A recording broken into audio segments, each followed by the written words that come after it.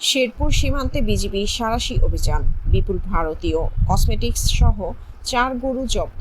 Mohammad Maksudur Rahman, Sherpur multimedia জেলা প্রতিনিধি। শেরপুরের শ্রীবরদী সীমান্তে বিজিবির পৃথক কয়েকটি অভিযানে বিপুল পরিমাণ ভারতীয় কসমেটিক সামগ্রী ও 4টি গরু জব্দ করা হয়েছে।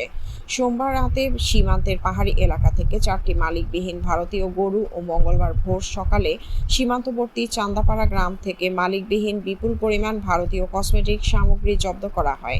39 বর্ডার গার্ড বাংলাদেশ বিজিবি ময়মনসিংহের কর্ণঝোড়া সীমান্ত ফাঁড়ির নায়েক নাজমুল হোসেনের তথ্যের ভিত্তিতে বিজিবির সদস্যরা রাতভর পৃথক কয়েকটি অভিযান চালিয়ে এসব ভারতীয় অবৈধ মালামাল জব্দ করে।